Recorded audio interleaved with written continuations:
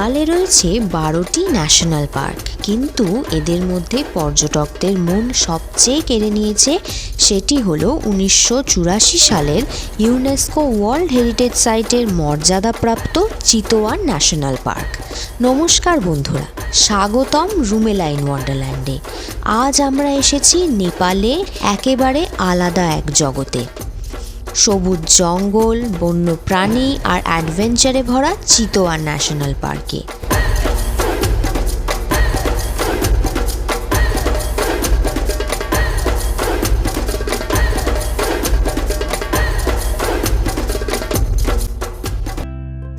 আপনারা দেখছেন নেপালের পর্ব 2।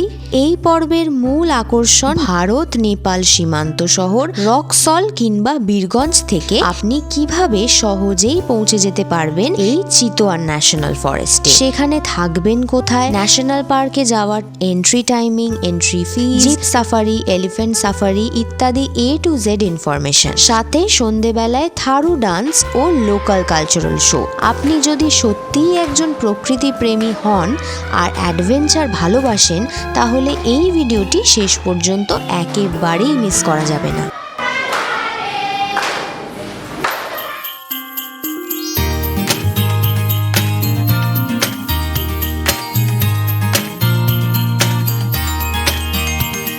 আগের পর্বে আপনারা দেখেছেন কলকাতা থেকে বিহারের রক্সল হয়ে আমরা নেপালের বীরগঞ্জে প্রবেশ করেছিলাম। সেখানে কারেন্সি এক্সচেঞ্জ থেকে শুরু করে সিম কার্ড বদল, আশা করি আপনারা সেই ভিডিওটি সবাই দেখেছেন। চিতোয়ান কোথায়? চিতোয়ান ন্যাশনাল পার্ক নেপালের দক্ষিণে অবস্থিত, নেপালের প্রথম জাতীয় উদ্যান। আর এই পর্বে চিতোয়ান যখন যাচ্ছি তখন জানিয়ে রাখি, নেপালের বীরগঞ্জের ভানু বাস স্ট্যান্ড থেকে আপনারা চিতোয়ান যাওয়ার গাড়ি পেয়ে যাবেন। ভাড়া পড়বে প্রায় 400 নেপালি কারেন্সি। নামতে হবে টাঙ্গি বাজার। সেখান থেকে একটা গাড়ি ধরে 10-15 মিনিটের মধ্যেই পৌঁছে যাবেন সৌরাহা। সেখানেই রয়েছে চিতোয়ান ন্যাশনাল পার্ক। সময় লাগবে 3.5 থেকে 4 ঘন্টা মতো। আমরা গিয়েছিলাম আমাদের রিজার্ভড গাড়ি। চিতোয়ানে থাকবেন কোথায়? চিতোয়ান ন্যাশনাল পার্কের কাছেই সৌরাহাতে বিভিন্ন বাজেটের হোটেল পাওয়া যায়। আমরা ছিলাম গোর্খা হ্যামলেট রিসর্টে, যার ভিডিও গত পর্বে আপনারা দেখেছেন। চিতোয়ান জাতীয় উদ্যানের প্রধান আকর্ষণ। এই ন্যাশনাল ফরেস্টে আপনারা অনেক বন্যপ্রাণীরই দর্শন করতে পারবেন। তার মধ্যে অন্যতম হলো একশৃঙ্গ গন্ডার, এশিয়ান হাতি, বিভিন্ন প্রজাতির হরিণ, কুমির ও ঘড়িয়াল, বন্য শুয়োর, শেয়াল, হায়না, ভারতীয় বাইসন, 500-রও বেশি প্রজাতির পাখিদের। আর ভাগ্য ভালো থাকলে অবশ্যই দর্শন পেতে পারেন রয়্যাল বেঙ্গল টাইগারের। চলুন এবার একটু জঙ্গল সাফারির ব্যাপারে জেনে নেওয়া যাক। एक आपका हाथी का सफारी होता है और आपका 3 तरह का जीप का सफारी होता है। हाथी का सफारी आपका सुबह शाम दोपहर का रहता है, वो 3 बार रहता है, ठीक है। और 4 घंटा वाला जीप सफारी 2 टाइम रहता है, सुबह 7 बजे से 12 बजे से आपका 1 बजे से फिर शाम को 5 बजे तक रहता है। और ये 2.5 घंटा वाला जीप सफारी आपका 11 से 12 का बीच में बंद होता है और बाकी 2 दिन भर चलते रहता है वो, ठीक है। वो आपका 4 घंटा वाला कोर एरिया में हो गया और आपका 2.5 घंटा वाला ये बफर जन एरिया में। 4 घंटा वाला करेंगे तो आप लोग को 4000 रुपये नेपाली पर पर्सन, ठीक है। सब ये परमिट उर्मिट सब इंक्लूडिंग होता है उसमें। और ये 2.5 घंटा वाला जैसे आपका ये बफर जन एरिया में करेंगे, जहाँ पर टाइगर जोन है उसमें करेंगे तो आप लोग को 6500 रुपये इंडियन करेंगे। यहाँ पे आप हमारा आपका ये बोटिंग भी होता है नदी में, कैनोइंग भी होता है और जंगल वॉकिंग भी होता है, ये बहुत सारी जंगल एक्टिविटीज होता है। পরের দিন ভোর ভোর উঠেই জঙ্গলের পথে বেরিয়ে পড়া। আজ আমাদের ডে 2। এখন বাজে ঘড়িতে ঠিক সকাল 5:30।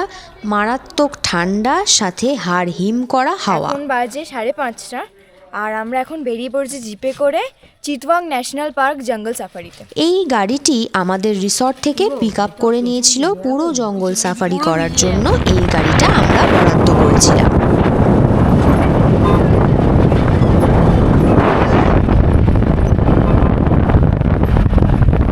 আমরা এখন চলে এসেছি চিতওয়াং ন্যাশনাল পার্কের ভেতরে। চেক পয়েন্টে দাঁড়িয়েছি আমরা, 3rd নম্বর গাড়ি, আমাদের একটু দেরি হয়ে গেছে, প্রচণ্ড ঠান্ডা। আমরা এটাই ভাবছি যে চিতওয়াংয়ে এত ঠান্ডা হয়, পোখরাতে তো মাইনাসেই রান কি দেখবো আমরা জানি না, আমাদের চোখ দিয়ে আপনারা এবার জঙ্গলটা দেখুন। Welcome to Chitwan national park. চলার পথে আরও একটা ইনফরমেশন দিয়ে রাখি, চেষ্টা করবেন জঙ্গল সাফারির জন্য একেবারে প্রথম স্লটটা নেওয়ার, তাহলে বন্যপ্রাণী দেখার সুযোগটা একটু বেশিই থাকে।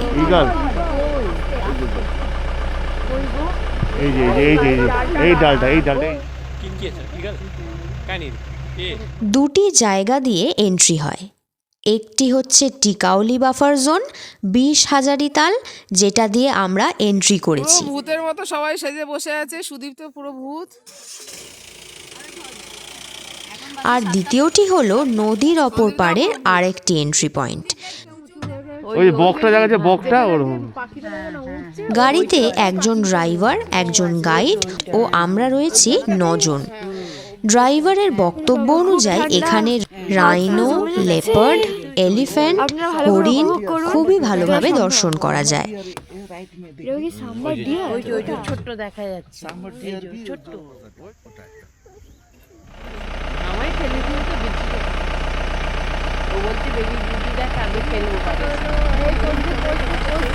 এদিকে এদিকে এদিকে এদিকে এদিকে একবার একবার একবার একবার।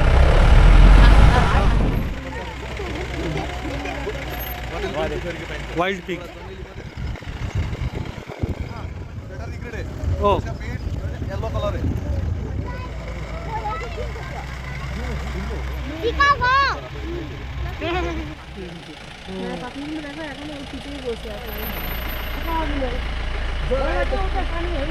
এই পাখিটা দেখ, পাখিটা দেখ, জটায়ু পাখি নাকি বললো, কি বড় দেখ পাখিটা। বলতে পারবেন এই পাখিটির নাম কি? শুনলাম নাকি এটিকে গরুর পাখি বলা হয়। প্রশ্নটা আপনাদের উদ্দেশ্যেই রাখলাম। ভাই ইস তরফ ক্যা হ্যায়? টাইগার। এবার চলে এলাম বহু প্রতীক্ষিত ম্যান ইটার রয়্যাল বেঙ্গল টাইগারের দর্শন করব বলে। এখানে ম্যান ইটার টাইগার আছে, সেটা আমরা এখন দেখতে যাবো এখানটাতে। ঠিক আছে, চলো। বাই ফুট নট বাই কার। নিজেই বোধহয় পাস করেছে।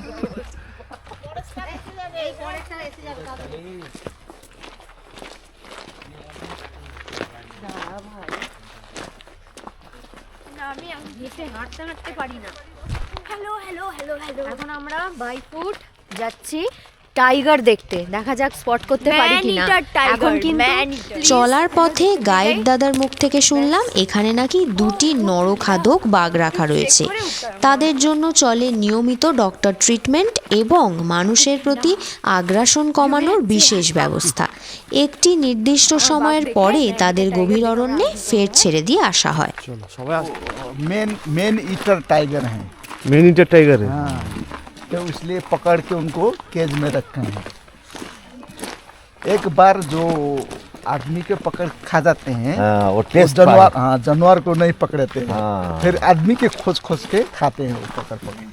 White and, White end। नाम जो टेरोमाइट। अच्छा व्हाइट एंड है ना, हाँ।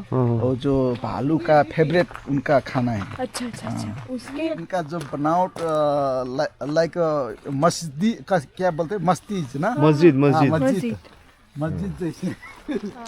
যে কোনো ধরনের জঙ্গল সাফারির ক্ষেত্রে ভোরবেলা এবং সন্ধেবেলাটাই হলো সবচেয়ে আদর্শ, কারণ এই সময় পশু পাখিরা জল খেতে আসে এবং তাদের দর্শন করার সুযোগও সবচেয়ে বেশি পাওয়া যায়। আমাদের উঠে যেতে হবে, উঠে গিয়ে এখানে দেখতে হবে ম্যান ইটার টাইগার। চলে আসুন। এটা ধরে সিঁড়ি খুব ঠান্ডা। ওইটাই দেখা যাচ্ছে না।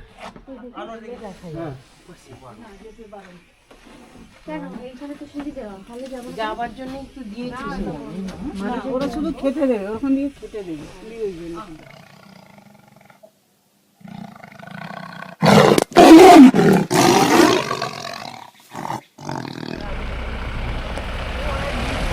এবার আমরা চললাম সৌরাহা ভিউ পয়েন্টের দিকে, যেখানে আমরা দর্শন পাবো কুমির ও ঘড়িয়ালদের।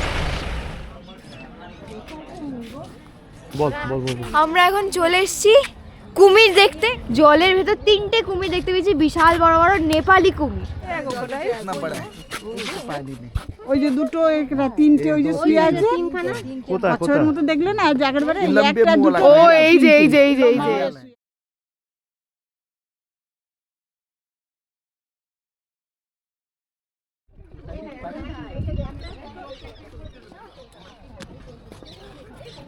এবার আমাদের জঙ্গল সাফারি শেষ করে রিসর্টে ফেরার পালা।